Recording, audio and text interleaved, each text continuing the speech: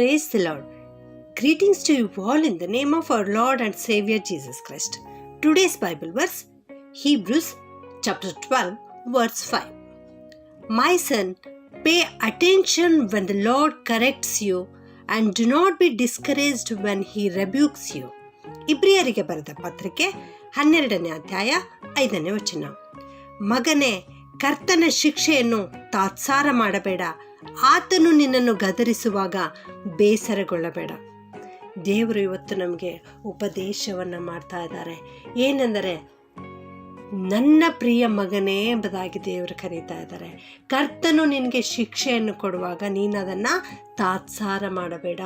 ಆತನು ನಿನ್ನನ್ನು ಗದರಿಸುವಾಗ ನೀನು ಬೇಸರಗೊಳ್ಳಬೇಡ ಎಂಬುದಾಗಿ ದೇವರ ವಾಕ್ಯ ಹೇಳ್ತದೆ. ಹಾಗೆಯೇ ಮುಂದುವರೆದು 6ನೇ ವಚನದಲ್ಲಿ ಕರ್ತನು ತಾನು ಪ್ರೀತಿಸುವವರನ್ನೇ ಶಿಕ್ಷಿಸುತ್ತಾನೆ ಎನ್ನುವ ವಾಕ್ಯವನ್ನು ಕೂಡ ಇಲ್ಲಿ ಗ್ರಂಥಕರ್ತನು ಬರೆದಿರುವುದನ್ನು ನಾವು ನೋಡುತ್ತೇವೆ ಪ್ರಿಯರೇ. ಹೌದು, ಕರ್ತನನ್ನು ನಾವು ನಮ್ಮ ತಂದೆ ಎಂಬುದಾಗಿ ಸ್ವೀಕರಿಸಿಕೊಂಡಿದ್ದೇವೆ. ಆತನು ನಮ್ಮನ್ನು ಪುತ್ರರನ್ನಾಗಿ ಸ್ವೀಕರಿಸಿದ್ದಾರೆ. ಹೌದು, ನಾವು ಕರ್ತನನ್ನು ತಂದೆ ಎಂದು ಅಂಗೀಕರಿಸಿಕೊಳ್ಳುವಾಗ ಆತನಿಗೆ ನಮ್ಮನ್ನು ಶಿಕ್ಷಿಸುವ, ನಮ್ಮನ್ನು ದಂಡಿಸುವ, ನಮ್ಮನ್ನು ಖಂಡಿಸುವ ಹಕ್ಕು ಕೂಡ ಇದೆ ಪ್ರಿಯರೇ. ಈ ಲೋಕದಲ್ಲಿರುವ ತಂದೆಗಳ ಬಗ್ಗೆ ನಾವು ನೋಡ್ತೇವೆ. ಅವರು ತಮ್ಮ ಮಕ್ಕಳನ್ನು ತಿದ್ದಿ ಸರಿಪಡಿಸುತ್ತಾರೆ. ಅವರು ಕೆಲವೊಂದು ವೇಳೆ ದಾರಿ ತಪ್ಪಿ ನಡೆಯುತ್ತಾ ಇರುವಾಗ ಆ ಮಕ್ಕಳಿಗೆ ಶಿಕ್ಷೆಯನ್ನು ಕೊಟ್ಟು ಉತ್ತಮರಾಗಿ ಜೀವಿಸಲಿಕ್ಕೆ ಅವರು ಮಾರ್ಗದರ್ಶನವನ್ನು ನೀಡುತ್ತಾರೆ. ತಮ್ಮ ಶಿಕ್ಷೆಗಳಿಂದ ಅವರನ್ನು ಕ್ರಮಪಡಿಸುತ್ತಾರೆ. ಸತ್ಯವೇದ ಈ ರೀತಿ ಹೇಳ್ತದೆ, ಜ್ಞಾನೋಕ್ತಿ 22:15, ಮೂರ್ಖತನವು ಹುಡುಗನ ಮನಸ್ಸಿಗೆ ಸಹಜ, ಆದರೆ ಶಿಕ್ಷಕನ ಬೆತ್ತವು ಅದನ್ನು ತೊಲಗಿಸುವುದು ಎಂಬುದಾಗಿ. ಮಕ್ಕಳು ಮೂರ್ಖತನವನ್ನು ಮಾಡುವಂಥದ್ದು ಸಹಜವಾಗಿದೆ, ಆದರೆ ಶಿಕ್ಷಕರು ತಮ್ಮ ಬೆತ್ತಗಳಿಂದ ಆ ಮಕ್ಕಳನ್ನು ಕ್ರಮಪಡಿಸುತ್ತಾರೆ, ಸರಿಯಾದ ಮಾರ್ಗದಲ್ಲಿ ನಡೆಸುತ್ತಾರೆ ಎಂಬುದಾಗಿ.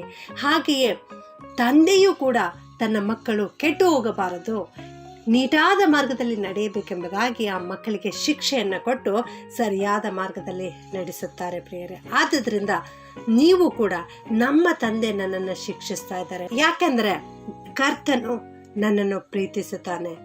ನಾವು ಶಿಕ್ಷಿತರಾಗುವುದಕ್ಕಾಗಿಯೇ ಶಿಕ್ಷೆಯನ್ನು ಹೊಂದುತ್ತೇವೆ ಎಂಬುದಾಗಿ ತಿಳಿದು ಅದನ್ನು ಸಹಿಸಿಕೊಳ್ಳಿರಿ. ದೇವರು ನಿಮ್ಮನ್ನು ಮಕ್ಕಳು ಎಂಬುದಾಗಿ ನಡೆಸುತ್ತಾ ಇದ್ದಾರೆ. ಮಕ್ಕಳಂದ ಮೇಲೆ ತಂದೆಯಿಂದ ಪ್ರತಿ ಮಕ್ಕಳು ಶಿಕ್ಷೆಯನ್ನು ಹೊಂದುತ್ತಾರಲ್ಲವೇ? ಹಾಗಿರುವಾಗ ನಮ್ಮ ಪ್ರಿಯ ಪರಲೋಕದ ತಂದೆಯಾದ ದೇವರಿಂದಲೂ ಕೂಡ ನಾವು ಶಿಕ್ಷೆಯನ್ನು ಹೊಂದಿಕೊಳ್ಳುವಾಗ ಬೇಸರಗೊಳ್ಳುವುದು ಬೇಡ, ಅದನ್ನು ನಾವು ತಾತ್ಸಾರ ಮಾಡುವುದು ಬೇಡ. ಈ ಇಹಲೋಕದ ತಂದೆಗಳು ನಮ್ಮನ್ನು ಶಿಕ್ಷಿಸುವಾಗಲೂ ಕೂಡ ನಾವು ಅವರನ್ನು ಸನ್ಮಾನಿಸುತ್ತೇವೆ. ಅದೇ ರೀತಿಯಲ್ಲಿ ನಮ್ಮ ಆತ್ಮಕ್ಕೆ ತಂದೆಯಾಗಿರ್ತಕ್ಕಂಥ ಪರಲೋಕದ ತಂದೆಯನ್ನು ಕೂಡ ನಾವು ಸನ್ಮಾನಿಸುವಂಥವರಾಗಿರಬೇಕು. ಆತನು ನಮ್ಮನ್ನು ಶಿಕ್ಷಿಸುವಾಗ, ಆತನು ನಮ್ಮನ್ನು ಗದರಿಸುವಾಗ ನಾವು ಆತನನ್ನು ಬಿಟ್ಟು ದೂರ ಹೋಗದೆ, ನಮ್ಮ ಇಚ್ಛೆಗಳಿಗೆ ಒಳಗಾಗದೆ ಕರ್ತನ ಕಡೆಗೆ ತಿರುಗುವಂಥವರಾಗಿರಬೇಕು, ಕರ್ತನಿಗೆ ಸನ್ಮಾನಿಸುವಂಥವರಾಗಿರಬೇಕು. ದೇವರನ್ನ ಯಾರು ತಂದೆ ಎಂಬುದಾಗಿ ಅಂಗೀಕರಿಸಿಕೊಳ್ತಾರೋ ಅಂಥವರು ಮಾತ್ರ ದೇವರಿಂದ ಬರ್ತಕ್ಕಂಥ ಶಿಕ್ಷೆಯನ್ನು ಸಹಿಸಿಕೊಳ್ಳಲಿಕ್ಕೆ ಸಾಧ್ಯ. ಶಿಕ್ಷೆ ಎಲ್ಲವೂ ನಮ್ಮ ಒಳ್ಳೆಯದಕ್ಕಾಗಿಯೇ ಆಗುತ್ತದೆ ಎಂಬುದಾಗಿ ಸ್ಪಷ್ಟವಾಗಿ ತಿಳಿದುಕೊಳ್ಳಿರಿ ಪ್ರಿಯರೇ. ಈ ಶಿಕ್ಷೆ ನಿಮ್ಮನ್ನು ನಿಮ್ಮ ತಂದೆಯ ಹತ್ತಿರ ತರುವಂತಹ, ನಿಮ್ಮ ತಂದೆಯ ಬಳಿಗೆ ಸೇರಿಸುವಂತಹ ಒಂದು ಹಗ್ಗವಾಗಿದೆ ಎಂಬುದಾಗಿ ತಿಳಿದುಕೊಳ್ಳಿರಿ. ಸಂಸೋನ್ನ ಜೀವಿತವನ್ನು ನಾವು ನೋಡ್ತೇವೆ. ಅವನು ಇಸ್ರಾಯೇಲ್ರ ನ್ಯಾಯಾಧಿಪತಿಯಾಗಿದ್ದನು. ಅವನನ್ನು ಕರ್ತನು ಆರಿಸಿಕೊಂಡಿದ್ದನು. ಅವನು ನಾಜೀರ ವ್ರತವನ್ನು ಹೊಂದಿದವನಾಗಿದ್ದನು. ಆದರೆ ಅವನು ತನ್ನ ಇಚ್ಛೆಗೆ ಒಳಗಾಗಿ ದೇವರನ್ನು ಬಿಟ್ಟು ದೂರ ಹೋದಾಗ ಅವನು ಫಿಲಿಸ್ಟಿಯರಿಂದ ಸೆರೆ ಹಿಡಿಯಲ್ಪಟ್ಟನು. ಆ ಒಂದು ಸಂದರ್ಭದಲ್ಲಿ ಸಂಸೋನನ್ನು ತಿರುಗಿ ಕರ್ತನ ಕಡೆಗೆ ತಿರುಗಿಕೊಂಡು ಪ್ರಾರ್ಥನೆ ಮಾಡ್ತಾನೆ, ದೇವರೇ, ಇದೊಂದು ಸಾರಿ ನನ್ನನ್ನು ಬಲಪಡಿಸು ಎಂಬುದಾಗಿ. ಕರ್ತನು ಅವನ ಪ್ರಾರ್ಥನೆಯನ್ನು ಕೇಳಿದನು ಪ್ರಿಯರೇ. ಅದೇ ರೀತಿಯಲ್ಲಿ ನನ್ನ ಪ್ರಿಯ ದೇವಜನರೇ, ನಾವು ಕೂಡ ಕರ್ತನಿಗೆ ಪ್ರಾರ್ಥನೆ ಮಾಡುವಾಗ ದೇವರು ನಮ್ಮ ಪ್ರಾರ್ಥನೆಯನ್ನು ಕೇಳ್ತಾರೆ. ಅನೇಕ ಸಂದರ್ಭದಲ್ಲಿ ನಮ್ಮ ಬಲಹೀನತೆಗಳಲ್ಲಿ ನಾವು ತಪ್ಪಾದ ಮಾರ್ಗದಲ್ಲಿ ನಡೆಯುವಾಗ ತಂದೆಯಾದ ದೇವರು ಪ್ರೀತಿಯಿಂದ ನಮಗೆ ಆ ತಪ್ಪುಗಳನ್ನು ತಿಳಿಸಿಕೊಡ್ತಾರೆ. ಆದಾಗ್ಯೂ ನಾವು ಕರ್ತನ ಕಡೆಗೆ ತಿರುಗಿಕೊಳ್ಳದೆ ಹೋದರೆ ಕೆಲವೊಂದು ಸಮಯಗಳಲ್ಲಿ ದೇವರು ನಮ್ಮನ್ನು ದಂಡಿಸುತ್ತಾರೆ. ಆ ದಂಡನೆಯಲ್ಲಿಯೂ ಕೂಡ ನಾವು ಕರ್ತನ ಕಡೆಗೆ ತಿರುಗಿಕೊಳ್ಳದೆ ಹೋದರೆ, ನಮ್ಮ ಹೃದಯವನ್ನು ಇನ್ನೂ ಕಠಿಣಪಡಿಸಿಕೊಂಡರೆ ನಾವು ನ್ಯಾಯ ತೀರ್ಪಿಗೆ ಒಳಗಾಗಬೇಕಾಗುತ್ತದೆ ಪ್ರಿಯರೇ.